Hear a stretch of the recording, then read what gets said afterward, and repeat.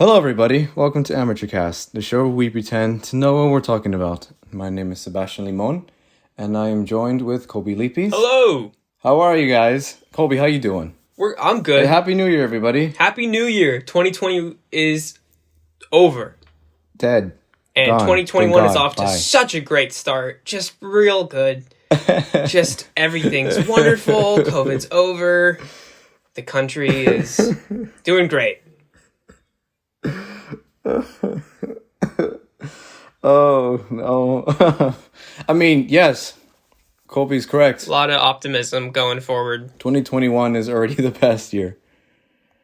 Yeah. Especially if you... Now we're healed. Yes, especially if you live in the US. It's much better. than... So good. Oh, it's the best, isn't it? The other day I saw Kolby and I coughed on him and he was like, dude, you know what, man? That's He coughed okay. in my mouth and I was like, that's real friendship. Exactly. Baby. And I was like, no, of course not. So far, not so good. But it's just January. January usually sucks, so let's be optimistic. It can't... One fun thing about this year is that usually, January and February are like super empty for movies. True. In theaters, because like all the studios, like they pile all their good stuff into the end of the year, which means that they don't have anything left over for January and February. They just dump their trash in there.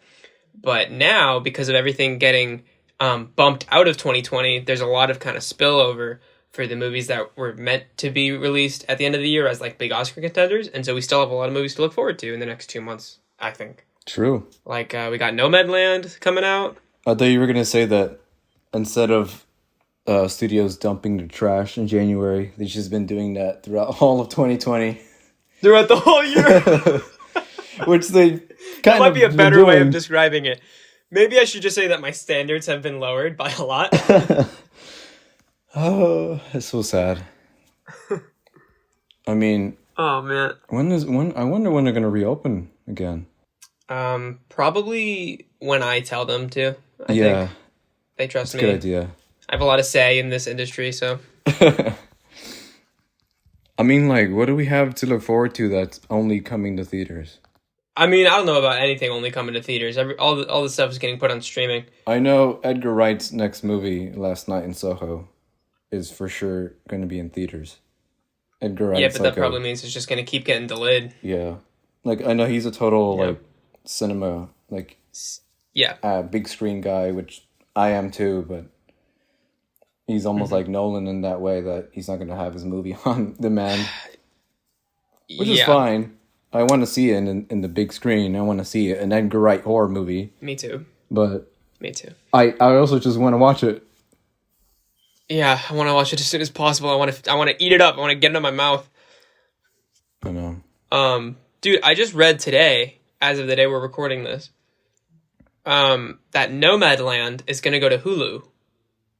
The Frances McDormand one?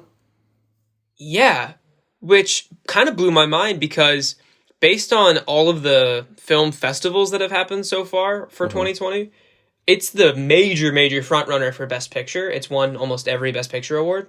Really? What if Hulu, of all streaming services, is the first one to have a Best Picture winner? That'd be crazy. That'd be random. Wouldn't that be wild? Hulu. I would think Netflix. I'm kind of down for it. I like Hulu. Yeah, I would have thought Netflix too. However, Netflix is definitely going to have a Best Picture nominee or two this year. And one of them is what we're talking about today. Oh my God. Oh, whoa. He's talking about The Kissing Booth 2, of course. Yeah, Kissing Booth 2. I didn't even see the first one. Might be kind of a dark horse nominee, but I think also I couldn't think of another funny Netflix movie. Let me pull up Netflix. Hold on, so I can do a bit. Sure, yeah, sure, Cuties. Or maybe the Academy's filled with old white men anyway. Old white men like little girls. Oh God. Maybe The Prom? Is that one? Is that one funny? It's weird. It's got Meryl Streep. I was gonna say, I guess James Corden's really bad in it. Ugh. I guess. I don't know. That's not a surprise. Directed by the guy that made Glee, so. Yeah, I was never into Glee. Not that Ryan Murphy hasn't done anything cool. I don't want to minimize him as the Glee guy. He's a solid director. Ryan Murphy, I've heard that name. He's doing like 20 shows right now, isn't he? He's doing everything in Hollywood. He bought Hollywood. Psycho. It's his. He literally has a show called Hollywood on Netflix right now. That's true. He has a show called Hollywood. Speaking of Netflix, Netflix released a movie called Mank. That's true. But we are not talking about Mank yet. Not yet. We will later this episode. First, we have to talk about the movie that Mank is all about. Yes. Rosemary's Baby. Fantastic movie written by, what's his name? Orson Welles. He doesn't have one. Yeah. I don't know. Sorry. We're talking about the classic Citizen Kane. I like that revisionist history. Yeah.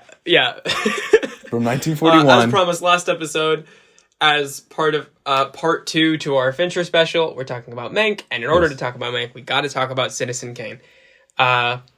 Obviously, that episode, Fincher Part 1, was so popular. It's got 6 views on YouTube. Hell yeah. So we just had to do a Part 2, baby. So many people writing on this one. Give us 2. Well, here is 2. You crazy buffoons. Oh, stop DMing me. So many fans. It's hard to please them all. Fan many mail. DMs. It's crazy. Emails. I'm getting death threats because people want it so bad. Just bloody letters. God. Part 2. The burden of fame is it's overwhelming. It's overwhelming, but you gotta do what you gotta do. So, yes, Citizen Kane from 1941, directed and co-written by Orson Welles and co-written by Herman Mankiewicz.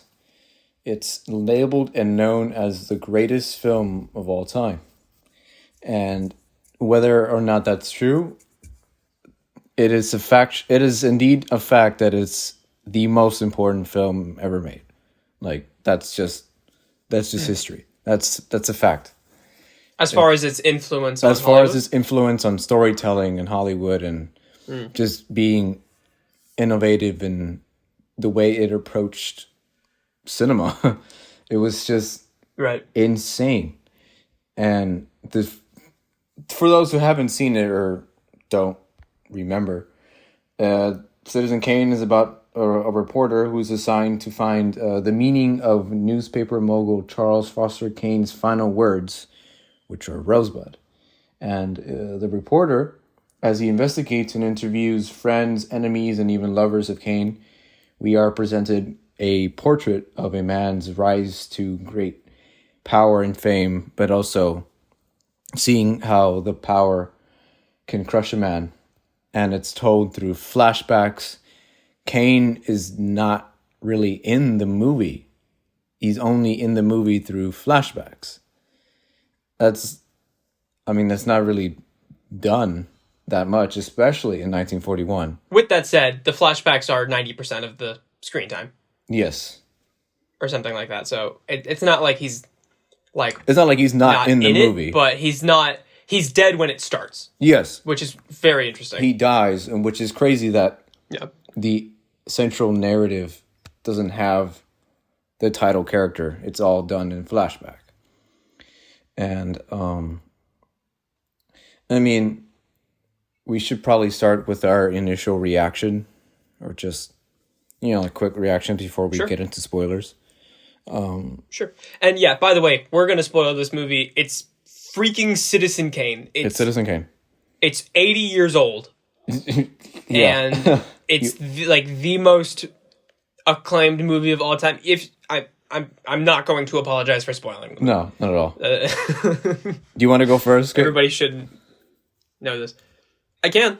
Yeah, so first time I watched Citizen Kane was pretty recently. It was in 2020. Mm-hmm. And I talked about it on the podcast. I want to say it was on the Aaron Sorkin episode, but I don't totally remember. Mm-hmm. And I mentioned that I really liked it. I really appreciated it, but I thought it was like kind of outdated to be called the best movie of all time. Mm-hmm. And that it isn't necessarily the number one greatest movie of all time. And I guess I still stand by that it's not the number one, but on the second watch, I was much better able to appreciate kind of how and why it's earned that title and how it's so influential and important, like you mentioned. Mm-hmm. I think even just the last decade or two, there's been plenty of movies that I love that absolutely would not exist without Citizen Kane. And even though I think that they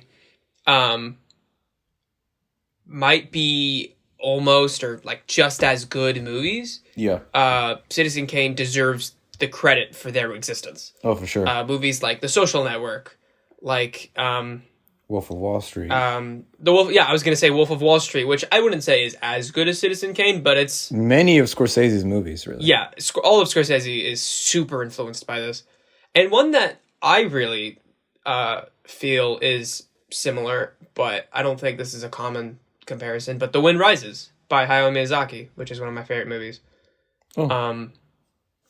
is a movie that reminded me of Citizen Kane in some ways. Mm-hmm. And I think is another one that just, wouldn't exist without it. For me, it was pretty similar. I mean, I first watched it in high school. There was a film class like my sophomore year that I took, and I've heard of Citizen Kane, and I was very excited to watch it, and I didn't get it. I think that's usually how it is with modern people watching Citizen Kane. The first time, maybe sometimes the first time you'll get it, but the first time I just didn't really get it. I don't know if it was because I was tired or that I wasn't watching it all the way through. But I appreciated certain shots, certain, and obviously Rosebud and Orson Welles' performance. I remember even thinking, like, holy crap, like a 25-year-old made this, like that's his voice, like it's he was able wild to remember that this is his first movie as an actor and director and that he was 25. That's crazy.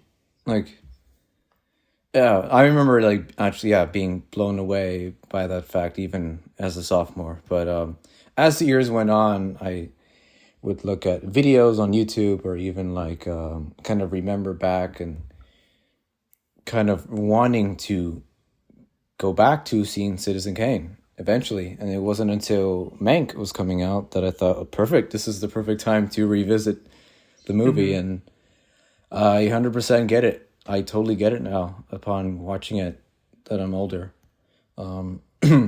It's insane, the structure of the film, that it still holds up in terms of it being... Yeah. Maybe some elements don't hold up in terms of the fact that it's pretty old and it without subtitles, it's kind of hard to understand what's exactly going on.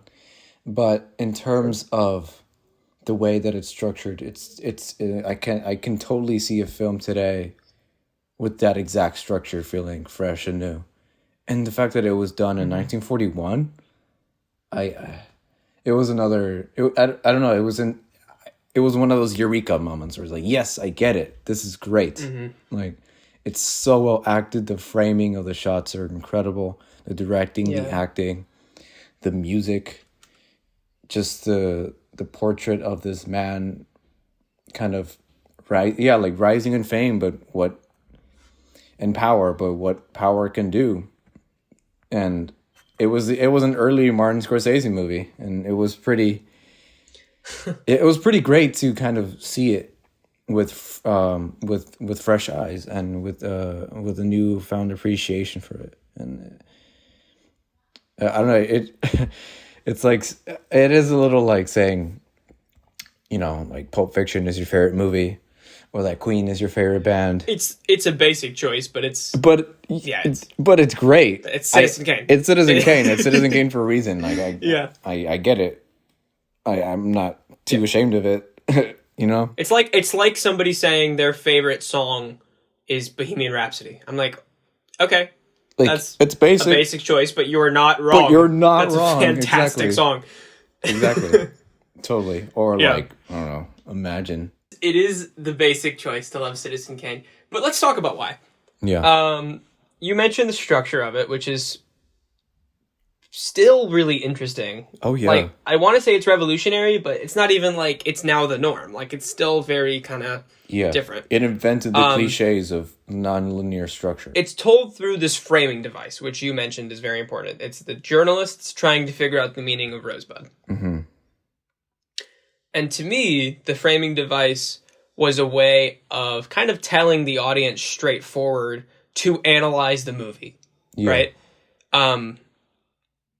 It's like, without just, being so like non-subtle, so blatant that it's like goofy. It's basically a clever way of encouraging the audience to think about this in a deeper way. Yeah. It's, film school 101. Yeah, it's not just telling the story of some guy. It's like, how do we make sure the audience knows this is not entertainment? This is not, or I should say, this is not just entertainment. There's a meaning that they have to like pry for. Yeah. And it made me think of the idea of the why done it. Mm-hmm. Do you know like this term like from Save the Cat? Yeah. Yeah. So if you guys don't know, there's a screenwriting book called Save the Cat by Blake Snyder, and I think it's kind of made fun of by film people as like the most basic screenwriting book, because it is. It's what you read in Film 101. Mm-hmm. But Blake Snyder outlines specific genres, and he says like every film falls into one of these genres, and one of those is the why done it, and Citizen Kane is like the greatest example that he gives of the why done it. And it's as it sounds, the whole point of the movie is to figure out why this person would do this. It's a mystery where you're trying to figure out why this happened, or why this person did or said this. Mm-hmm. And so this framing device from the very beginning of the movie tells the audience, he said Rosebud is his last word. These guys need to figure out why. But the movie doesn't give the journalists any sort of character or personality. They're just us. They're just the audience surrogate. Mm-hmm. Their only point is to be there to ask the other characters questions about what happened, so that we, the audience, can hear these answers and try to figure it out ourselves. Yeah. Because spoilers, the journalists never do. No. But as audience, we do. Mm-hmm. And it's pretty tragic. It's very tragic. I think everybody knows what Rosebud is, but spoiler alert. It's a sleigh. The sleigh that Charles Foster Kane had when he was a younger boy. The only thing that was kind of was his. The thing that, I don't know, like, that didn't betray him, the thing that didn't, it was kind of like his last moment of innocence before he was kind of shoved into this world that he was forced upon. And then as the years grew on, he became more focused on success and growing in power. And that was just the last remnant of the innocence that he had. And it's very powerful. And it's very, very sad. But that is very interesting, that what you said about adding that in the beginning, the Rosebud framework, and allowing the audience to analyze. Because when I was watching it with my mom, she hadn't seen it before. And so she had the same reaction that you were saying, that she was like, oh, okay, Rosebud. So let's figure it out. And so she, every scene of the movie was kind of trying to figure out, obviously, what it was, and any signs of, any hints on Orson Welles' performance when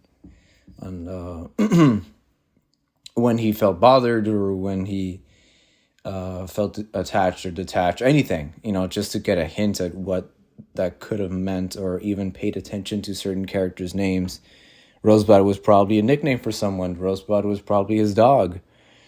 But no, at the end, and it's crazy that even when you only see the sleigh how many times? Like in the beginning of the movie, and then it's only in one scene. Yeah, it's in one scene. It's like the second or third scene. And then it's shown again at the very end, but you kind of immediately get it.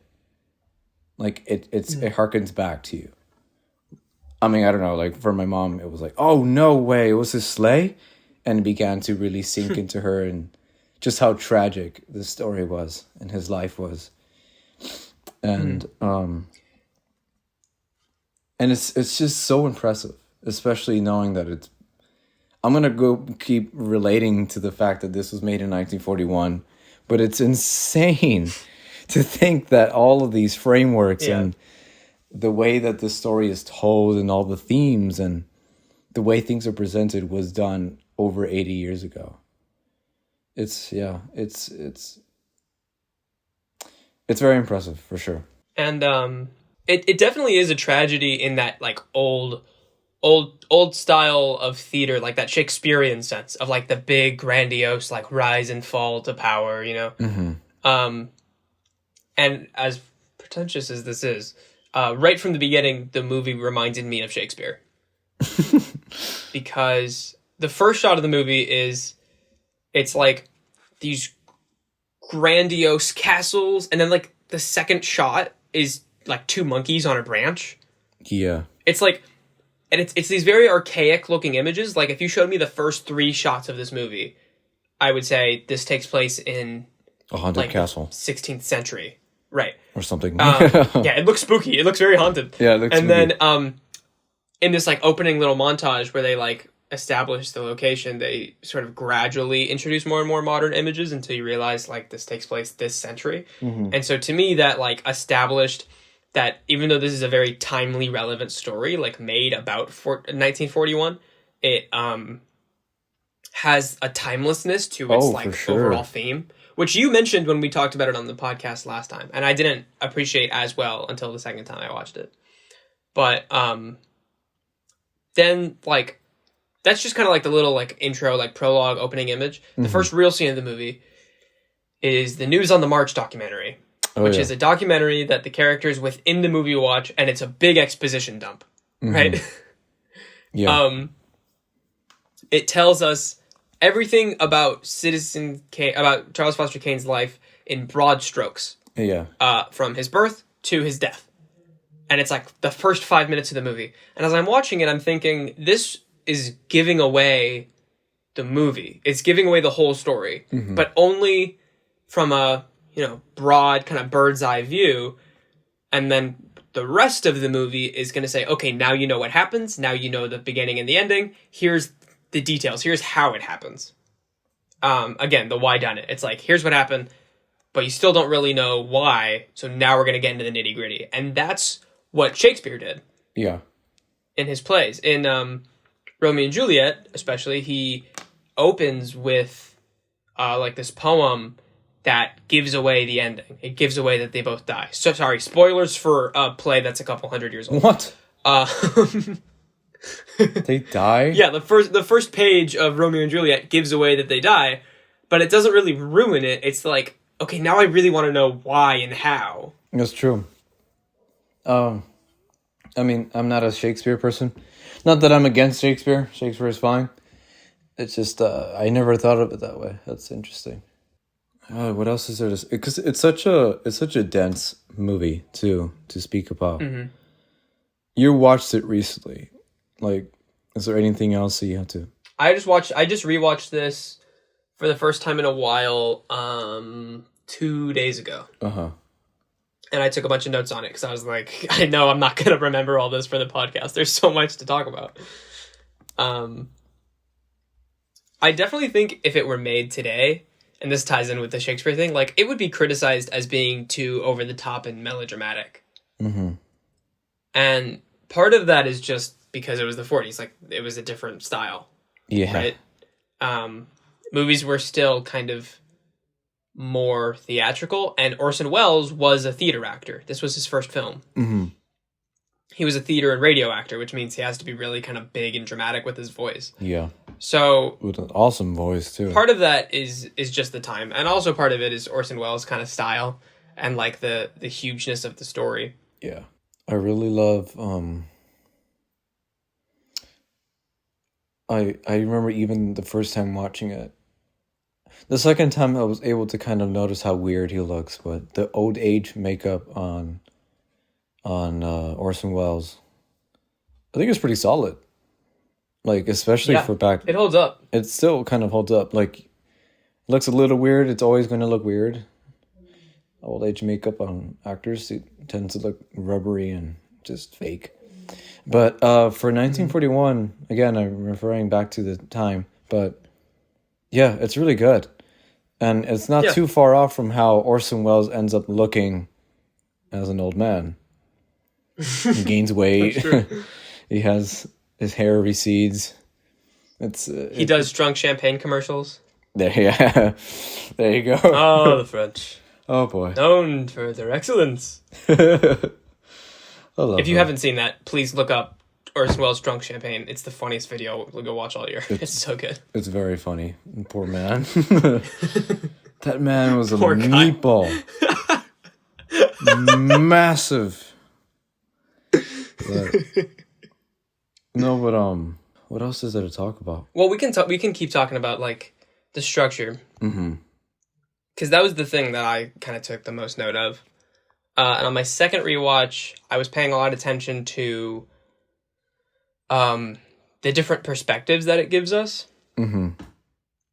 So, the journalists interview 3 characters who are supporting characters in the story of Charles Foster Kane, and they kind of give us insight into his life. Yeah. And so all of the scenes from him are through one of these characters' perspective. Mm-hmm. There's Bernstein, who was like his right-hand man in his business. There's Jedediah, who he used to work with in the earlier days of his business, before they had a falling out. And then there's Susan Alexander, who is his second wife. Mm-hmm. So, the way I took it was that each of them show us a different perspective and a different outcome of worshiping a person like Kane. Yeah. This huge, monopolistic, like, businessman. Bernstein is loyal with him to the end, never betrays him, never fights with him. He is like his lackey. He does everything Kane says. Yeah. But he never has his own story. He ends up being an organ grinder's monkey, as we will explain that saying later when we talk about Mank. Heck yeah. And when they're interviewing him, he has a huge photo of Kane on the wall, like a big portrait of Kane. It's like he lost his own identity and like just devoted his life to Kane and became his slave. Mm-hmm. Jedediah betrays Kane and like tries to expose him for his wrongdoings and for his like bad business practice, and he's ousted from the industry. Yeah. Right?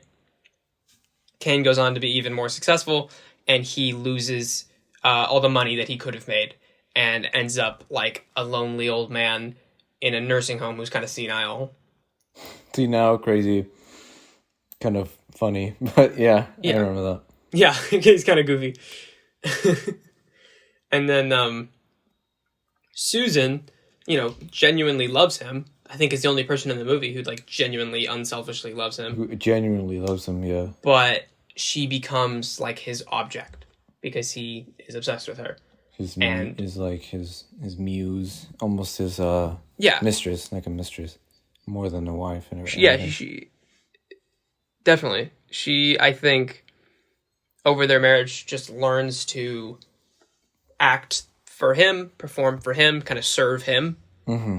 And so when he dies, we see that she is completely lost without him. And she just becomes like this sad alcoholic, washed up person who like they peaked. I think even in the movie, weren't there some that were kind of happy of his death? Like, I feel like Jedediah, kind of, or like, I wouldn't say he's happy, but he's not sad. He kind of chuckles about it. Mm-hmm.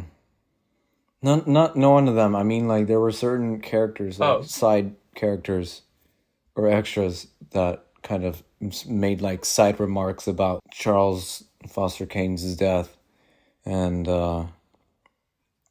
kind of dismissing it as almost nonchalantly, right. And because of how terrible of a man he ended up becoming, and how egotistical and how hungry for power he became, and rather than being a good person.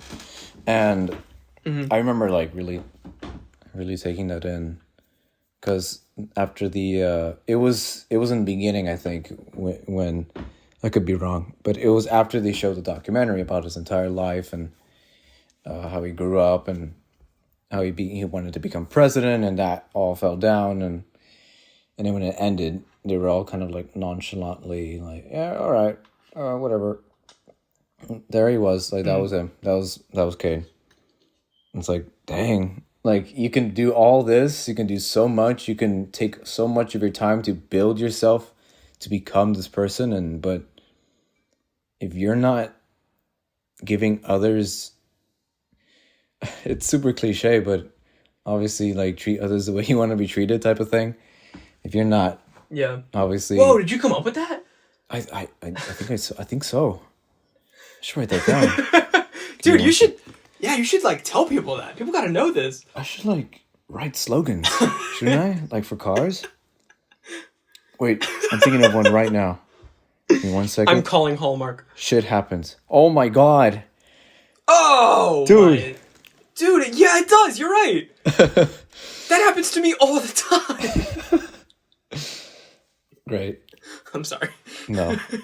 What are they talking about? Oh shoot, I forgot. Yeah, no. Yeah, the classic the classic lesson in life. You got to treat others right. It's the classic. It's not overdone. It's simply done by showing. I don't know. It totally completely came to me right in the beginning after showing his documentary, and just their initial reaction to like, oh well, he's dead. And it was like, oh damn. It's like the Ebenezer Scrooge thing. Exactly. Of he has all this money and wealth and power, but like who's gonna miss him when he's gone because he doesn't have like real relationships. Yeah. And again, we're saying this like this is obviously like the most basic lesson that's in every movie. Yeah. But that's the point, is that Citizen Kane is so influential. Like we talked about that when we talked about Parasite. We said, exactly. This movie is all about how money and power corrupt. Absolutely, no matter what. Mm-hmm. And it's like, not that Parasite, got that from Citizen Kane. Like that's a part of life. That's just a classic lesson. It's just a classic thing that. Yeah. And that's what makes it. That's like one aspect of it that's just so timeless about this movie. Like, yeah, it was based on the politics and what was happening in the 40s, but a lot of it is still really relevant today, especially with Mank, which we'll be talking about soon. More so with Mank, I think. But I mean, I don't know if I have anything else to say. It's Citizen Kane. It's great. I get it. I totally get it. What about that random bird jump scare? Oh my gosh! Yeah, I remember that. It was just so like a loud. Random jump scare in the middle of this movie for just no a bird. reason. Like what? Right. That's right. So random. I have no idea if this is true at all. This could absolutely be wrong. I have not looked this up, but I remember somebody telling me once that the reason that's in there is because Orson Welles was scared people would fall asleep, so he just like threw it in there. And that reminded me of is it Mozart or Beethoven? One of those famous composers was like sick of people falling asleep during his symphony, so he wrote that one song that like gets super super like mellow, and then like sharply like gets super loud, and then super quiet, and then super loud. Whoa. I mean, it made me jump, so good for you, Orson. That's funny. It made me jump too. The second time I was watching the movie, I was looking down at my phone for a moment during that scene because I'm a film hack and I hate the cinematic experience. You asshole. Yeah. And it jump scared me. I was like, what was that? Damn bird. And then I looked up at the screen and I was like, oh yeah, I forgot there was a jump scare in this movie for no reason. So random. So, do you have anything else to say about Citizen Kane, Kolby? Because he did say I'd like to quickly mention the history of Citizen Kane, and this kind of help us transition into Mank. Oh yeah, for sure. Which is that if you don't know, I think most people who know Citizen Kane know this. The movie is based on William Randolph Hearst. Yeah. Who was, in the 1940s, an extremely wealthy and politically powerful newspaper tycoon. He is the reason that we have the forms and methods of journalism that we have today. He was kind of a pioneer in, like, muckraking. Do you guys know Hearst Castle? That's his house. Yeah, Hearst Castle, the super famous place in San Simeon that people go as a tourist attraction. That was his home. That was his home. Where it he was went literally a and castle. watched Netflix. That's where he... If you look it up on Google, if you look up Hearst Castle, it's not listed as, like, a building, an attraction, a home. It's literally listed as a castle in San Luis Obispo County, California. It's an actual castle in the United States. It's massive. And it was built in the 40s or the 30s, I think. Yeah, before That's wild. Let me see when it was built. Look up pictures of Hearst Castle, and you'll be like, oh, this should not... Nobody should live here. This is insane. Let's see your Hearts Castle. Oops. Hearts Castle. Let me see. Wait, 1919. Holy crap. Is that when it was built? It was built from 1919 to 1947. So it was just... Oh my god. It was just It wasn't evolving. even finished when Citizen Kane came out. That's crazy. That's wild, dude. Anyways, you were saying? Well, yeah, just that I didn't even realize it the first time I watched it, but they actually mention Hearst in the movie, super briefly. They kind of throw out a couple of famous names, like, in comparison to Kane, and one of them is Hearst. Interesting. I forgot about that. And Mankiewicz and Welles, wrote this to be a very obvious condemnation of Hearst. Like, they really weren't trying to hide anything. Oh, no. That's like today writing about, what, Jeff Bezos? Yeah, totally. It's like, or even The Social Network, which uses the actual person's name, Mark Zuckerberg. But, yeah, like, if we watched The Social Network and they named him, Schmitty Jones, we would be like, that's Mark Zuckerberg we would know. Schmitty Jones. That's wonderful. Sorry. Keep going. That's my Social Network OC. That's my Zuckersona. Zuckersona. Oh, no. But yeah, Kane's like obsession with, big headlines and like scandalous news stories. Like, there's lines in the movie where the previous owner of the Inquirer, which is the newspaper that he buys, when he comes into a lot of money, he talks about, we only report on like serious news. We only report on like respectable stuff. We only work 12 hours a day. And he says, we're going to release news 24/7 because that's when news is happening. And we're going to talk about everything. If the Chronicle's talking about it, we have to talk about it. And that very much is a reflection of Hearst's mentality and like how he changed the journalism industry, because he kind of introduced like sensationalist stories. Crazy. In the mainstream newspapers, at least. Oh, Hearst. Hearst. So, silly man. Hearst is a character in Mank. We're going to talk about Mank, but first, and I don't think I need to ask this is the most redundant question ever. Seb, what do you rate Citizen Kane? 2 out of 10. It's not good. Overrated. No, honestly, it's a 10. Okay, listen. It isn't my top 3 movies of all time, but my number 1 is Cats, and my number 2 is Tim Burton's Cats. Factory. So, yeah. What? My number 2 favorite movie is just Tim Burton's Cat. Tim Burton's Cat. His pet cat is my number 2 favorite movie. Amen to that. No, yeah, 10 out of 10. It's Citizen Kane. It's so basic, but yes, it's great. Kolby, what do you rate Citizen Kane? I give it a 10. I mean, obviously, come on, shut up. What? It's Citizen Kane. Yeah. Even if and I do enjoy watching it, but even if I watched it and I was like, this is not fun, I mean, I couldn't help but be like, but it's a perfectly made movie, and like, it's influenced cinema, and it's a cornerstone of this medium. Like, it's... No, yeah, it's pretty crazy to just kind of see where certain filmmakers and certain stories are, like, kind of pickpocketed from. like obviously Scorsese for sure. A lot of his movies are about men, mainly men, kind of rising to power and losing everything. And yeah, it was really great to see that. And even with like the Social Network you were saying, where it's kind of like a back and forth type of thing. Another filmmaker that I think it must have been a big influence on is the writer Eric Roth, because he tends to write stories that are like these kind of life stories that manipulate very recent history in order to give themselves like a kind of grandioseness.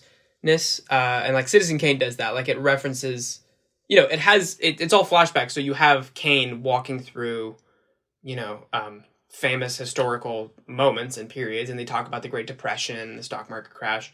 And it's like Eric Roth does that with Forrest Gump and with Benjamin Button, where you have the protagonists walking through these moments in the past 30 years that everybody knows to kind of give them this grandiose nature.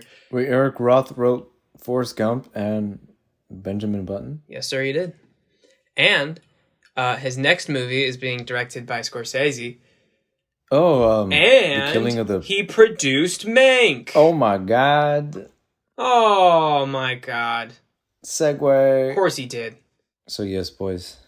Kolby, what is Mank? Mank is the story of Herman Mankiewicz, who is in real life, he was the writer of Citizen Kane, and in real life there was a big dispute between who really put the work into writing the movie. The first couple drafts of it were Mank, that is a fact, he wrote them alone, but after that it is kind of up for debate how much influence Orson Welles actually had on the script, or if he was just a money-hungry egotist egomaniac, I don't know. Yeah, egotistical narcissist. Who maniac. paid off Mank in the studio in order to get his name credit under the writing credit. The movie addresses that a bit. It's not like the main idea. No. But it focuses much more on Mank than Orson Welles. And the thing to know before going into Mank, we're not going to give spoilers because it's brand new. It's on Netflix. This movie expects you to have seen Citizen Kane and understood Citizen Kane, and it expects you to know the real people behind Citizen Kane. Yeah. The movie gives you nothing. When you go into it, you're supposed to know who Mank is, and Orson Welles, and William Hurst, and Louis B. Mayer, and Marion Davies. Which could be... I can see a movie like that and think, like, what the heck? I'm not giving any sort of information. Right. I'm not caring for anything that's happening. And see it as something bad. Yeah. But... and not for Mank. I don't know. For me, not for this movie. For me personally. Yeah, for me, I think it works because of how it's building off of an already existing movie. Like, because it has that foundation to stand on. But I think for a lot of people, they're going to want it to have its own foundation. And, like, that's totally understandable. If Citizen Kane didn't exist, Mank probably wouldn't be a good movie. No. But I love this movie. It's awesome. Me too. And it's probably my favorite film from 2020. It's in my top not even kidding. 3.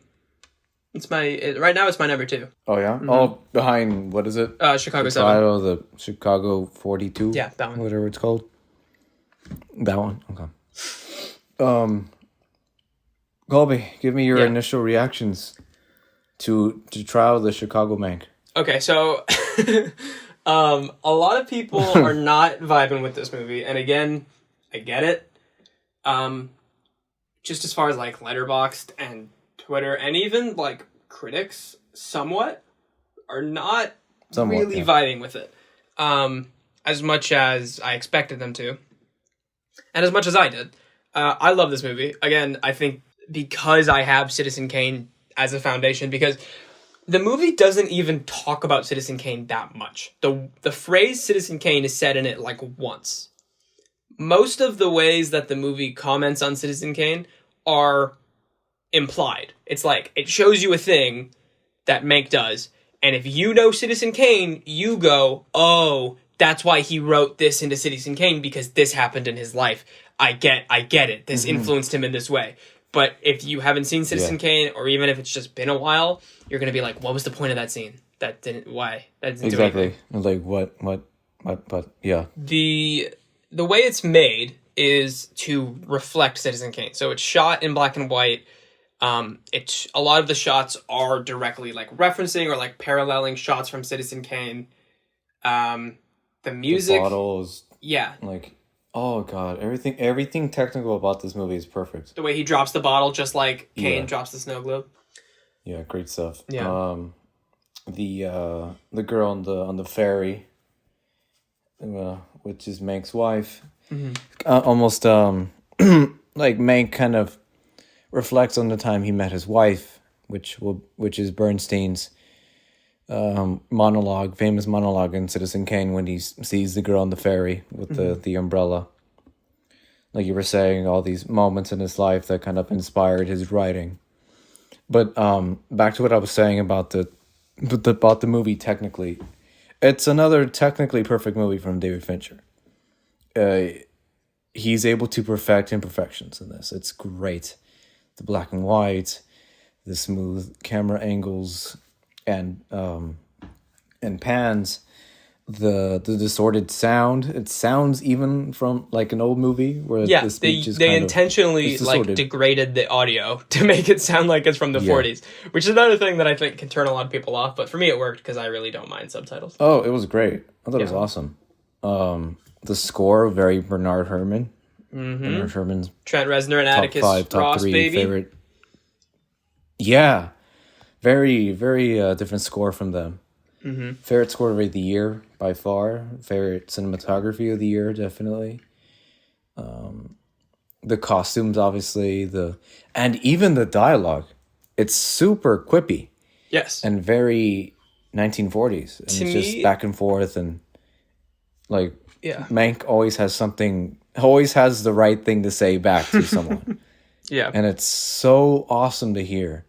Just the quotes are so awesome. It felt like Jack Fincher, who is the writer of the movie and who is in real life David Fincher's late father.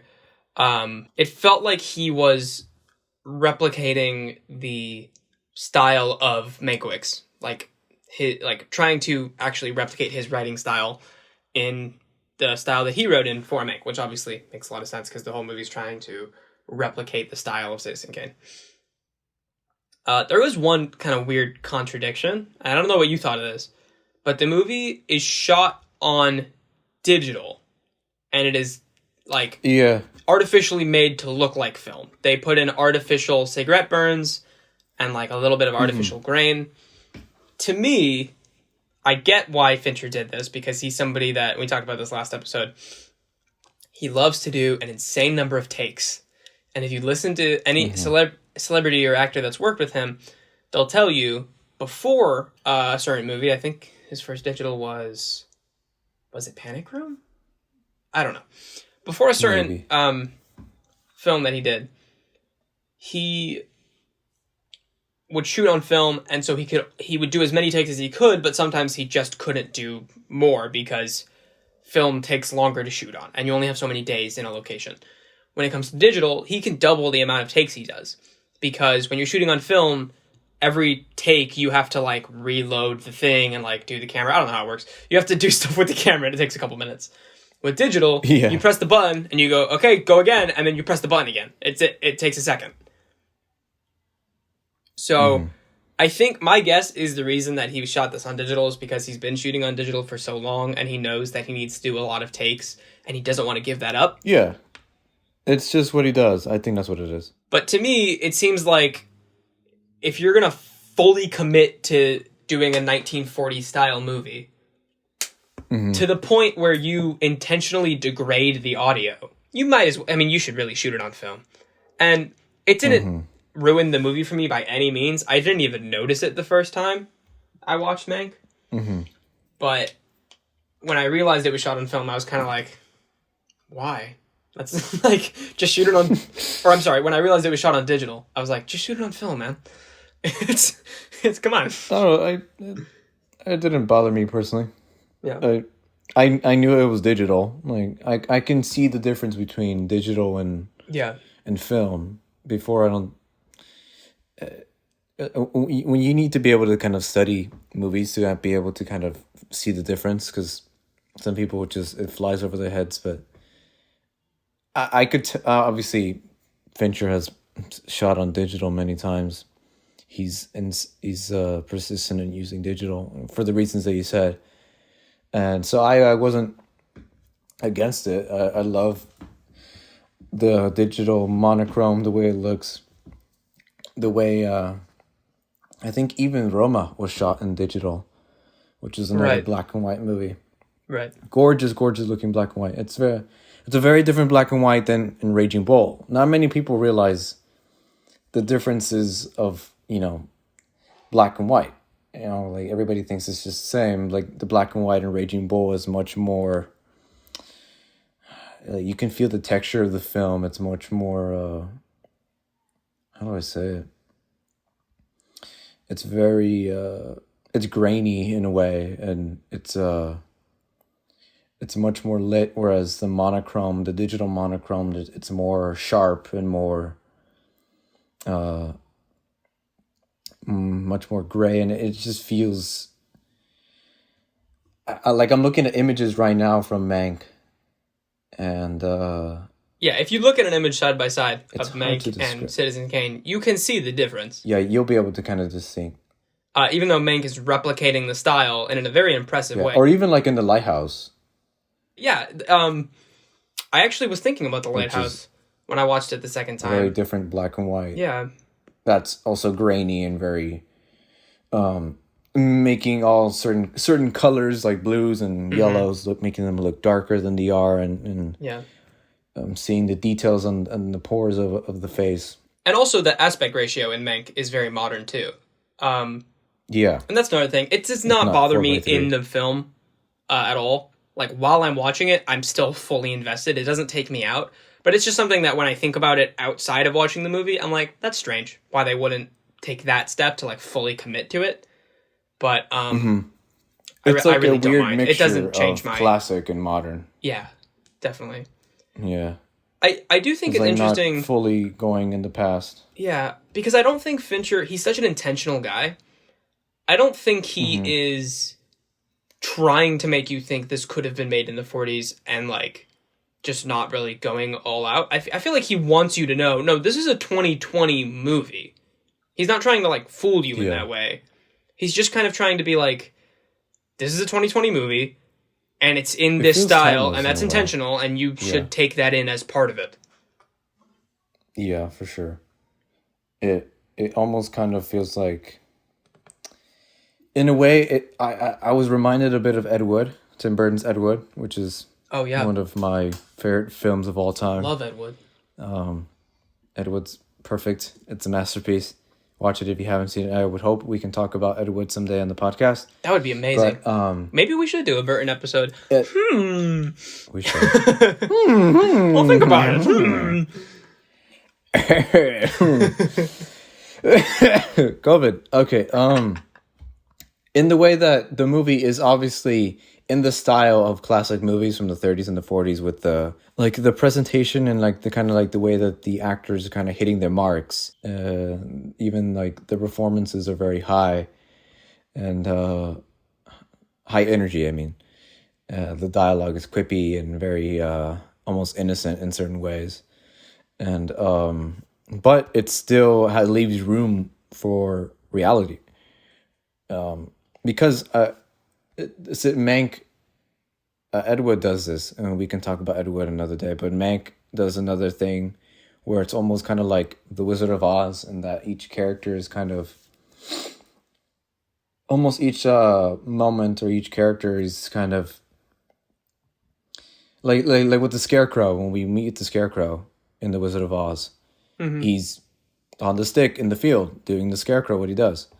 The lion is in the woods. It's kind of doing what you think the character does. When we see Marion Davies, played by Amanda Seyfried, she's being an actress, or the same thing when she comes out later to meet Mank at his home. She's lit up like a classic, almost like Marilyn Monroe actress with the lights on her face.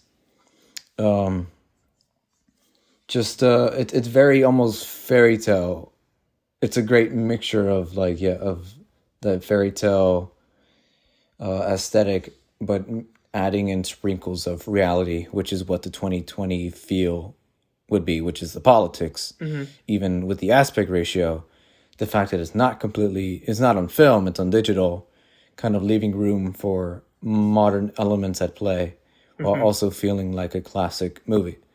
It's a great balance between the two. So that's why I wasn't bothered by it not being filmed on film, shot on film. But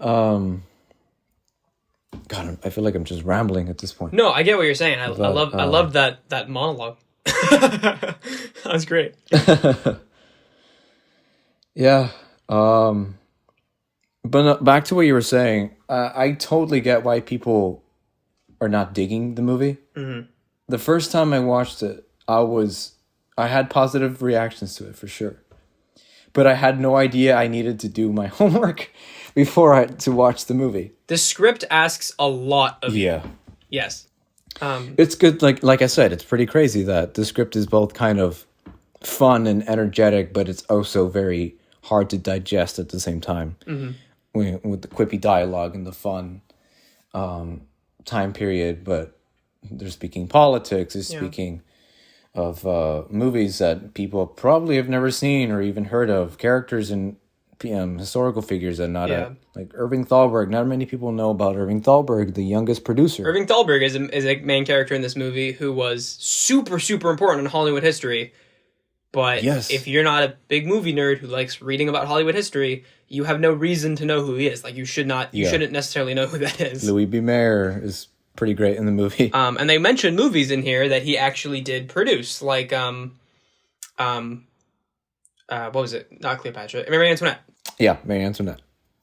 It's just, and even Charlie Chaplin makes a little cameo, and you wouldn't even see that it's him. Does he? I didn't see that. Yeah. Chaplin's in the movie for like a few.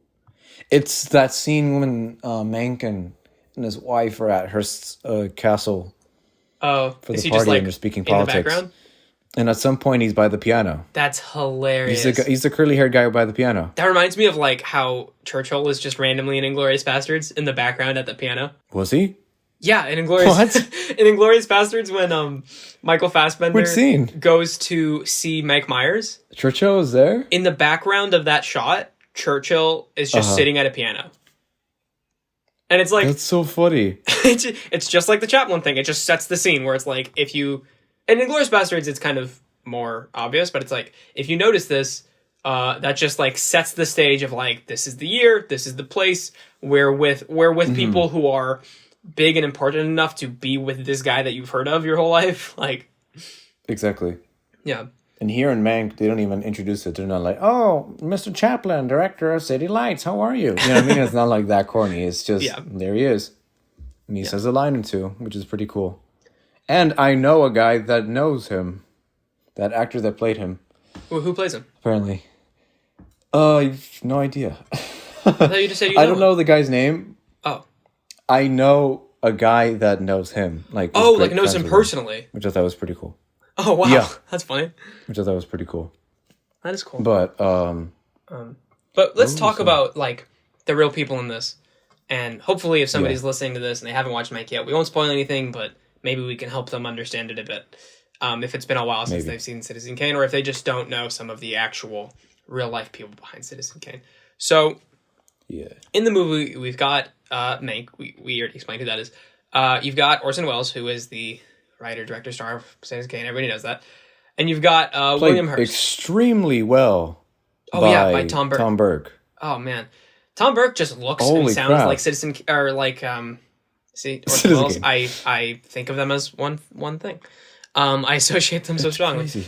He looks and sounds like Orson Welles naturally, so he's such a great casting. It's scary. Yeah, and especially with the what is it, the the distorted audio that really makes it sound exactly like Orson Welles. Yeah. Like I can't The hear voice is Orson spot Welles' on. voice without that distorted audio. So to add that in, I heard a fun fact about the Orson Welles impression. wait, remind me. I might know what you're talking about. There is a famous voice actor named Maurice LaMarche. He is Brain in Pinky and the Brain, and he's done a lot of other stuff like Inspector Gadget and Dennis the Menace and Hey Arnold. He's a very very proficient. Very prolific voice actor. Professional, prolific. There you go. And in many of his voice acting, he has impersonated Orson Welles. He is known for his Orson Welles impersonations in the voice acting industry. He impersonated Orson Welles on The Simpsons. He's kind of known as like the impersonator of Orson Welles, like he does the best impressions. And apparently they had him record Tom Burke's lines so that Tom Burke could listen to it and try to replicate him. Because, you know, there's not a basis for Orson Welles saying these things in real life that he can listen to, but this guy's the closest thing you'll get to that. Yeah, exactly. I thought that was pretty cool. That's pretty cool. Yeah. Oh, that's cool. But that was a tangent. No wonder it was so good. So as far as the people in the movie, you've got Charles Dance playing William Hearst, who we already mentioned, powerful political guy. You've got his girlfriend, Marion Davies, played by Amanda Seyfried, who I thought did a great job. I think she's got a really good shot at Best Supporting Actress this year. For sure. I would not be mad if she won. Then you've got Louis B. Mayer, who was an executive producer it was Paramount, right? No, Metro Goldwyn Mayer. That's right, at MGM. There's even a great line where he says, MGM does not... Many people think MGM stands for Metro Goldwyn Mayer. It does not. It stands for Mayer's Gansa Maspuka, or something like that. Arliss Howard as Louis B. Mayer might be my favorite performance in this movie. He's so funny. He's so good, dude. He's like, why do I... Like, what makes me cry? Emotion. Where do I feel emotion? Here, points his head. Here, points his heart. And here, and grabs his penis. His crotch. It's just super random. Such a good line. Yeah, he's really great in this movie. And he was very terrible close being, with... terrible dude. He was very close with Hearst. He was Hearst's right-hand man. So... In the movie, this is another way where it really expects you to have seen Citizen Kane. Because there's a scene, and you pick up on it earlier in the movie, but there's a scene where Mank announces how he's writing a story. And the clever way about the way it's written is he doesn't use any of the real names from Citizen Kane. So once again, because it's supposed to be like, this is when he's first coming up with it, he doesn't have the names yet. He just uses a dramatized version of it, for sure. And he just uses like names from mythology or from like other classic stories as stand-ins. And so again, if you've seen Citizen Kane, you know what he's talking about. When he says Don Quixote, you know that that's Charles Foster Kane. He calls Marion Davies Dulcinea, and if you've seen Citizen Kane, you know that means Susan Alexander Kane. So in this scene, he's basically giving away that Louis B. Mayer is the inspiration for Bernstein, Hearst is the inspiration for Charles Foster Kane, and Marion Davies is the inspiration for Susan Alexander Kane. The only main character in the movie who isn't a real person is Shelley Metcalf, which is his friend who's a writer. And he has a really, really great subplot towards the end of the movie that I won't spoil. But the things that he does and the film work that he does in the movie is based on a real guy named Felix E. Feist. And I tried looking up if him and Mank actually had some connection, and I couldn't really find it. But when I was watching this dinner party scene the second time I watched Mank, and the second time I watched Mank was right after watching Citizen Kane again, which I hadn't seen in a while the first time I watched it, I realized, okay, they're telling us that Mayer is Bernstein, Hearst as well is Kane, and Marion is Susan. Got it. That's all obvious. Yeah. The only one missing is Jedediah. Yeah. And maybe this is super obvious, but I didn't pick up on it the first time. I was thinking to myself, who is Jedediah? It's him. And it kind of dawned on me, it's Mank. Yeah. It's Mank. So did you totally get that the first time? Yeah, was he's the one that he kind of screwed over. Yeah. And he ended up Oh my god. Yeah, perfect. Yeah. But then Hearst has this whole conversation with him where he says, no, you're the organ grinder's monkey. You're the guy that I keep around just to laugh at. And that scene reminds me so much of the scene in Citizen Kane where... Hold on. I feel like I should explain the organ grinder's monkey so I don't sound like a rambling madman. Yeah, I had to look up what the organ grinder's monkey was. I'll say this without spoiling Mank. But the organ grinder's monkey, and this is explained in Mank, is a phrase for... It's from this old parable. There's a guy who is a street performer. He plays an organ, and he has a little pet monkey who dances. And people come around to watch this performance. And the monkey thinks he's a star, and everybody loves him because they're cheering while he's dancing. What the monkey doesn't ever realize is that he is just slave to the organ grinder. He is the organ grinder's sidekick, right? They're cheering for the organ grinder. And so in Mank, that parable is used a lot. But anyways, it occurred to me, oh, okay, Mank is Jedediah because there's this scene where Marion's nephew, Charlie, reads the Citizen Kane script and says, you're betraying Hearst and Marion. You're a traitor. Mm-hmm. And I was like, oh, wait, Jedediah is the traitor. That's his whole thing. And then there's a great scene in Citizen Kane where Jedediah starts to write this piece about Kane, and it's this derogatory piece. And when Kane finds it, he doesn't get upset. He doesn't yell at him. He finishes writing it as like a power writing move. It, yeah. Yeah. It's like this power move where he can look Jedediah in the eye and he can say, go ahead, publish it. I don't care. And it kind of like scares Jedediah off. And Hearst really does the same thing to Mank, where when Mank goes on his big Don Quixote ramble. Great scene. Hearst laughs about it and just like has this very calm, collected talk with Mank where he calls him the organ grinder's monkey, and he's kind of taunting him and doing this like power move response. And so it was really interesting. Just kind of putting him in his place and to where he thinks, like... Absolutely. How he views him. So it was really fascinating the second time I watched Mank to think about it from the perspective of this is a retelling of Citizen Kane, but it's from the perspective of Jedediah. It's like from the perspective of the Judas character. Yeah, from the perspective of Jedediah. And yeah, that's a great scene for many reasons. I mean, he's obviously he's making them a fool of themselves, but also looking like a fool. Mm-hmm. Which is pretty crazy. Like, immediately after, he just vomits on the floor, looking like a complete idiot. Yeah. Like a complete drunk. And it's a really great... Yeah, I don't know, I love this movie. It's... Me too. Technically, even like what you just mentioned of essentially it's Citizen Kane, but in the eyes of Jedediah. Yeah. The presentation of it is fantastic. The underlining, like the views on politics and how it relates to the business and the movies and how that relates to now. Because if you don't know, again, this is another thing that like it kind of expects from you. But in real life, Herman Mankiewicz was a socialist. And supported Upton Sinclair when the rest of the Hollywood studios were supporting Merriam, I think was his name, Frank Merriam. And that caused a lot of trouble for him in the industry. Which the movie, again, it shows you a lot of these things of his kind of political dealings in Hollywood, but it doesn't ever flat out tell you this is why he wrote Citizen Kane. You kind of have to make that jump for yourself. No, you read between the lines and like his performance and how he's affected by these certain events and to what leads to being in Citizen Kane. Yeah.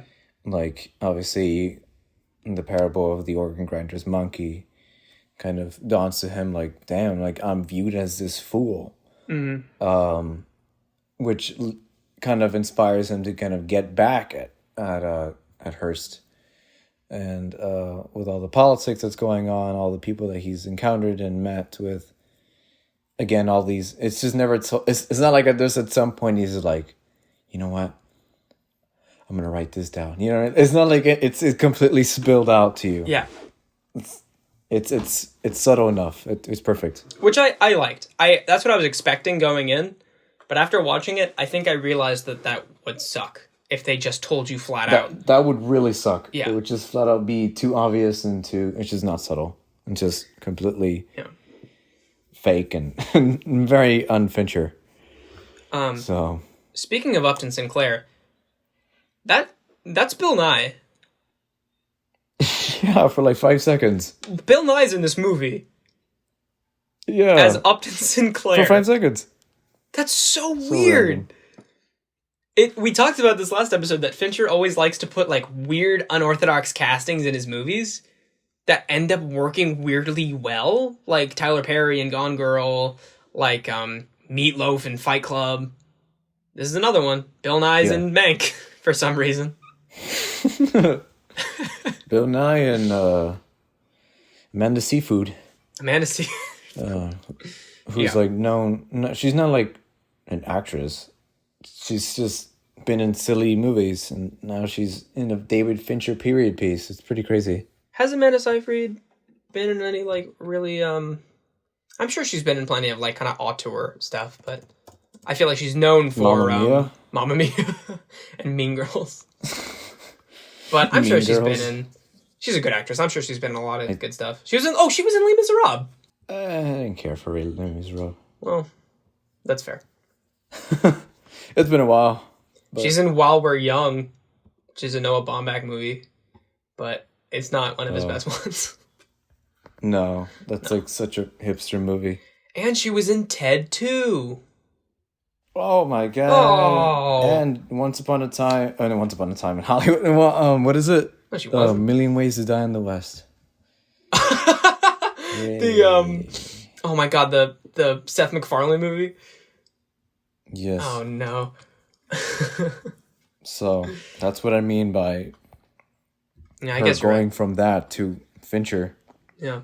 It's like, whoa, okay. I appreciate that. So I random. like that he isn't pretentious in his casting, but he's willing to cast people that you might think, why are they in this like very artistic movie? And then they do really well. The Bill Nye thing, it's a blink and you'll miss it moment for sure. I didn't notice it at all until the second time. Yeah. No. Like, I knew he was in the movie. Like, I saw, like, a letterbox. I didn't. And I'm like, it caught me so off guard. The movie passed by. I was like, where was he? Yeah. So we've addressed how the movie visually and, like, physically is replicating Citizen Kane. I would really love to address how it does that structurally, since we talked about the structure of Citizen Kane so much. Yeah. This also works in flashback. Yeah. So, this is also told mainly in flashbacks, but there's a line early on in the movie that I wrote down when I watched it the second time, because I was like, that is so important. Like, in the same way I think that the journalist framing device kind of is telling the audience straightforward, this is what you need to know going in, like, this is how we're going to go about this. You need to, like, be paying attention and be trying to figure this out. I think Mank sort of has a line where he's implying that too. Because early on in the movie, when he's talking about his script, which will become Citizen Kane, he says the line, "The narrative is one big circle like a cinnamon roll, not a straight line pointing to the nearest exit. You cannot capture a man's life in 2 hours. All you can hope to do is leave the impression of one." Love it. Love it. Beautiful line. And that's what Mank is. That's what the movie is. It's just... And I think that's what every biopic should be. Or any story of someone. You know, it just give you the impression of who they were and who this person meant to others and what they did, rather than, here's how they were born. Oh no, their dad beat them when they were kids. Oh no. Oh, their mom died. Oh no. You know, it's bullcrap. Yeah. I hate it. Like Social Network, this is not a typical biopic. It is structured very differently. No. And I think Social Network does that too. It's not meant to be an account of Zuckerberg's life, and we talked about this when we talked about that movie. It's an impression of Zuckerberg and kind of what he means in our culture. Yeah, and what Facebook meant, and what just that time just that whole event, like, just wouldn't. And also, it's not just that. It's also obviously a story about friendship and betrayal. But that's definitely something that happens in Social Network for sure. Right. It's just like, it's not an account of him. It's more of this is a story, and it just happens to star or be with Mark Zuckerberg and all these other guys that created Facebook. But it's not about, their beginnings. Yeah. And so similarly, Mank is not really about the making of Citizen Kane. It's just about kind of who Mank was as a person. The Manking? And oh, sorry. Can we just start using Mank like the word Smurf? Just for every context? Also, isn't that such a great title? Mank? Yeah. Mank. Like it's so great. It's so simple, and it's like such a classic. Like, I want to scream it. Mank! Mank! It's awesome. Mank! With your newsboys accent. Mank! It's so great. Great title. Anyways, keep going with your really well-constructed monologue. No, now it's a dialogue, baby. Rambling about Mank.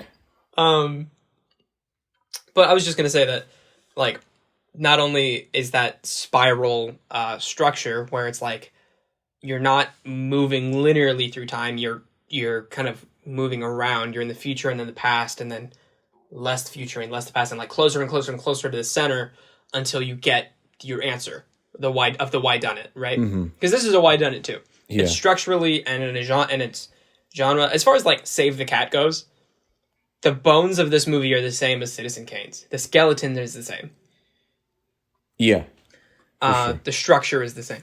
And I believe I've talked about this on the podcast before, but I have a real pet peeve for movies that are out of order. Seb, you know that one of my hot takes is that I don't like the structure of Pulp Fiction. Yeah. I don't agree, but yeah. There's so many great movies that are told out of order because they need to be, and I don't think that one needs to be. I think it just kind of is. But whatever. I'm not talking about Pulp Fiction. No. On the other hand, Reservoir Dogs, the other great Tarantino early 90s movie, I think is told out of order extremely well. And this movie is told out of chronology, and it uses real historical events out of order as necessary in order to, gradually build up to the why done it. Like why Mank would write Citizen Kane as this condemnation of greed and monopoly. Why did he do this? If you told it linearly, that's not going to be as interesting. It's not going to be a mystery. No. Right? It won't be a mystery, no. It's just kind of... I see what you're saying. But when you cut between him with his broken leg writing with Lily Collins to him talking about Upton Sinclair with Hearst to him working in the industry with Irving Thalberg, it becomes like they give you these pieces and then you get to put them together, just like Citizen Kane. Mm-hmm. No, it's awesome. Do you have anything else that you want to say about Mank? I don't think so. Great movie. Really underrated already. I know. It's been like 2 weeks, and already me and you are like, God, it's underrated. It's so underrated. Like, I get why. It's definitely not a movie for everybody, and it's not going to win Best Picture. It's not one of those Best Picture. Yeah, I thought it was the frontrunner. Like Social Network before it came out and before Nomadland started sweeping, but no, there's no way. There's no way. No. It's like I said, it's not like a Social Network where everybody can relate to it and find. It's not a crowd pleaser for and sure. even that didn't win Best Picture. Specific audience. And even that didn't win. The Academy's stupid. Stupid. They're so dumb. But I love the quotes. Ready and willing to hunt the great white whale. Just call me Ahab. Stuff like that. Oh man, it's there's so many great quotes in this movie that I feel like could be so iconic. Yeah, it feels. The first time watching it, I more appreciated the presentation of it and kind of did my homework for a rewatch. And on the rewatch, it was like I watched a completely different movie, and loved it. And not that I didn't like it the first time, I really did. I was just like, I was kind of disinterested in moments. I don't Sure. know who that was, but you know what I mean? Yeah, there are characters that you kind of don't realize who they are until the second one because a lot of them look the same and they talk the same because it's black and white 40s Hollywood. Like, oh god, I want like all movies to look like this. I don't know why. Like I want every movie to be in like I just love the presentation so much. Like I think that's what really kept me the first time at least from like disliking it or at least kind of being okay with it or not okay with it was because I'm so deeply in love with this presentation of movies, the black and white, the very hit your mark type of direction and acting. There's even like moments where the background is clearly like a screen projector from when they're driving or when they're even outside. Just little details like that I really, really appreciate the movie for. And of course, if it kind of being this story of a man kind of wanting revenge, but he like it's a great character study too. He was the guy that everybody wanted to be around. He was kind of unreliable in certain ways. He was an alcoholic. He was he was what's that word? I think I already used it. But he was a genius. He did what he needed to do, and I find that really interesting. And I also want a movie of that Orson Welles like right now. Of Tom Burke as Orson Welles. I loved Tom Burke as Orson Welles so much. It was so fun to watch. Like just the little details of even like when there's a moment towards the end of the movie. I don't want to completely spoil, but Tom Burke's performance, or Orson Welles in the scene storms out, and just like the way like in his steps and his movements are very, very like what is it? It's just extremely similar and very it's very similar to how Orson's kind of power walk and angry walk is in Citizen Kane. Just like all those little details that not many people will notice, but obviously Fincher is such a perfectionist and and super anal about having everything perfect and on the way that he wants it. And just those little details were enough on the first time, definitely. But obviously, as I was able to kind of digest more of what it was about and who each person was, the second watch was definitely made me love the movie even more. So yeah, it's not my last time watching Mank. I will be watching Mank more. I hope it gets a Criterion release or something, I agree. I can buy it on Blu-ray. I would love to see behind the scenes on this. It's so gorgeous to look at. My only other note that I have... What about you, Kolby? That I have from watching it that I wanted to address before we close, and this is just like a little observation I had. Lily Collins is so delightful in this movie. She's beautiful. She's so just great. So wonderful. And she's just so sweet. And she reminded me of Nancy Olsen in Sunset Boulevard, specifically. Yeah. Which, Sunset Boulevard is actually, like, a movie that, weirdly, I thought this movie reminded me a lot of. Like, just as much as Citizen Kane, it felt like it was in a similar style to Sunset Boulevard. Mm-hmm. And Nancy Olsen in that movie has always been one of my favorite performances because it's so underrated. Because she's overshadowed obviously by what's her name, Norma something. Sunset Boulevard. I mean, Norma. I'm ready for my close-up. Desmond. Is that the character or the actress? I think so. That's the character. Hold on. Let me see. Gloria Swanson. Because she's always been, Yes. so overshadowed in film history by Gloria Swanson. Oh, Gloria Swanson is the great performance of Sunset Boulevard, and she is, because Gloria Swanson gives the bigger performance, right? So she's going to get the actress nominations and all that. But Lily Collins but Nancy Olsen is so wonderful in that movie, and she's always had one of my favorite performances. And I feel like it's the same thing here with Lily Collins kind of being overshadowed by Amanda Seyfried, and of course, because Amanda Seyfried is playing this big, funny, charming character. But I watch Lily Collins and I'm like, God, I want more of this character. She is so wonderful in this movie. Yeah. No, yeah, another... I totally agree with you, yeah. You could even say that about the actress who plays Kane's first wife in Citizen Kane being overshadowed by Susan Alexander. Mm-hmm. Yeah.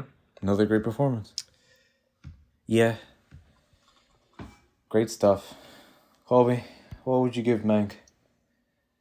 I'm pretty sure I'm giving it a 10. Yeah, me too.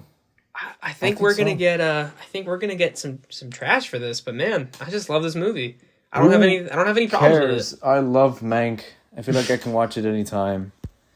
It's like it's both an easy watch but something that I need to digest. Yeah. It's fun. Unique. I really love it. Its tone to me, it tonally captured. I don't know how to say this, but the tone of the story was the same as the tone of the music, and that to me means it's jazzy in the sense that it feels improvised, but you can also appreciate how meticulously planned it is. Correct. Yeah. That was just something that I thought about. Like, the whole time I'm listening to the jazzy score, I'm like, of course the score of this is jazz, because the story is jazz. Great score. It's out of order, it's improvisational, and yet it's so meticulous. Yeah. Which is jazz. Jazz, baby. Jazz, baby. Yeah. COVID. Kids, that was Mank. Go watch it. Go watch Mank, baby. And Netflix. Also watch... What have you been watching lately that you want to recommend? Oh my God. And speaking of black and white and really great acting, I watched Who's Afraid of Virginia Woolf for the first time. Oh, man. Freaking amazing. I loved it. It's so ahead of its time. The dialogue is so sharp. The framing, the way it's shot, the acting. It's so powerful. I couldn't believe it was done in the 60s. It's like, what? Like, the things that they say, their conversations, the topics that are brought up. Amazing movie, 10 out of 10. Watch Who Phrases of Virginia Woolf. I have been wanting to watch that one for a long time. I still haven't seen it. But Mike Nichols is without a doubt one of my all-time favorite comedians and directors. So I really need to see that one. Because it's his first movie, right? Yeah. I couldn't believe it. What else? I saw The King of Comedy. Oh, nice. Was ripped off from Joker. How dare they? Martin Scorsese, you hack. No, of course not. King of Comedy made me dislike Joker more. Because King of Comedy was amazing. And Joker is just... I mean, I don't dislike it. I think I like it. I probably would give it like a 6 out of 10. But it's a completely watered down version of Taxi Driver and King of Comedy. Joker. Okay, Todd Phillips went, I like Taxi Driver and I like King of Comedy and I want them to exist together. And then he didn't add anything. Except for makeup. Yeah. He added clown makeup so that he could sell it to DC. He just added Batman. Symbolism. Do you get it? It's a good movie. I'm not trying to be contrarian. I'm not trying to hate on Joker. It's fine. It's pretty good. Great performance. But I think what makes the movie is his performance. Absolutely, Joaquin Phoenix carries that movie. Yeah, by far. Everything else it's fine. It's good. It's just been done better. Yeah. What about you, Kolby? I've been watching some 2020 movies that are coming out that I'm kind of trying to catch up for award season because I'm excited. As much as I recognize that the Academy is dumb and they shouldn't have as much power as they do, and it's just a big superficial ceremony and all that stuff. I still like it. It's still really fun to keep in touch with the awards and fun predictions stuff. It's just fun. It's mainly for just seeing the artists that you actually care about get the recognition that they deserve. It's fun. It's not really about, oh yeah, this is the best picture. This is the definitive best film of the year. No, it's seeing people that, like, I get excited when, I don't know, like musical artists that are not so well known get a nomination or even win, or like a director that's kind of very promising gets a nomination or whatever. It's cool, and you feel happy for them because you know that they're making art, they're telling stories, they're not just manufactured, they're not just puppets behind a manufactured factory. It's just they're actually telling these personal stories. It's only upsetting when the awards are given to these manufactured movies. Joker, oh my god. Bohemian Rhapsody, oh my god, sorry. Oh god. I have COVID. But yeah, I've been watching a lot of Green Book. God, the Oscars are so stupid. I've been watching a lot of movies. For award season, I watched Ma Rainey's Black Bottom, which we mentioned on a previous episode. I also mentioned on a previous episode that I got to see One Night in Miami early, and that is now out on Amazon. Everybody, please go watch that. It's so good. I will watch. And in the last week, I also watched Pieces of a Woman, which is a really, really excellent movie on Netflix that I think is probably going to be really underrated, but it's got a really excellent performance from Vanessa Kirby. It's also got like Shia LaBeouf and Ellen Burstyn and Sarah Snook. Really good movie. Oh, and it's got Benny Safdie for some reason is acting in it. No way. Yeah, it's a really good movie. That's cool.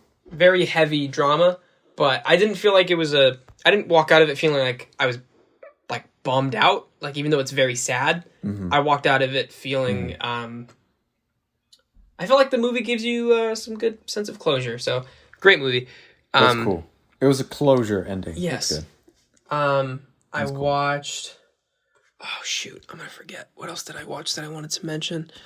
There's a lot of fat that I got to trim when editing this episode. There's so many ums. I know. I watched. We're tired. We just finished work. Yeah, I watched the new Thomas Vinterberg, Mads Mikkelsen Danish movie Another Round, which is really great. Oh wait, how did you see that? It's on Amazon. It's on. You can rent it.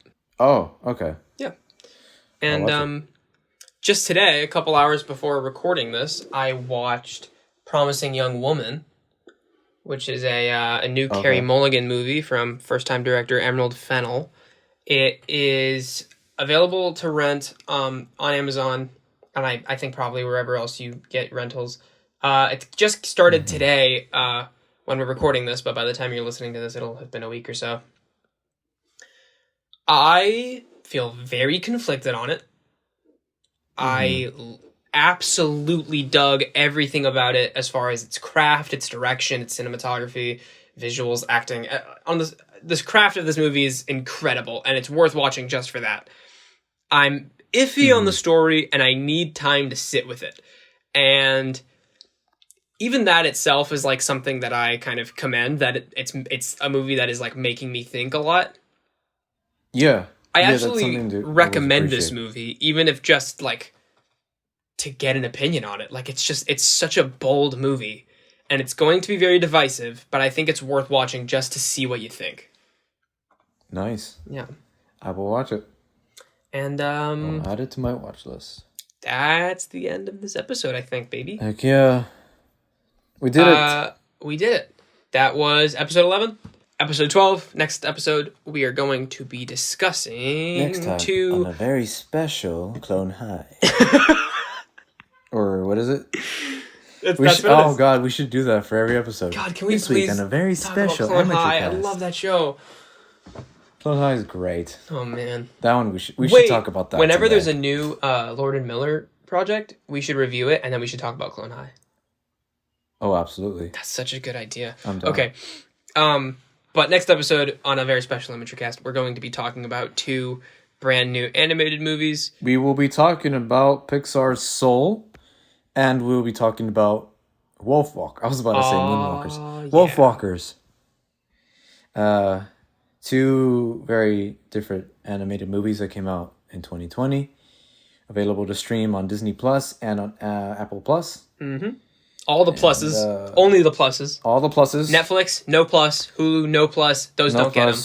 Not Netflix worthy. Sucks. No. And we will be having, hopefully, a special guest. We will be diving deep into those next movies for next time. So be sure to watch them if you want to listen, because we will be spoiling the heck out of them. And I look forward to next episode, Kolby. Goodbye, everybody. Love you. Thank you for listening. I hope this gets more than 6 views. Goodbye. Give it at least an 8, please. All right, guys. Bye-bye.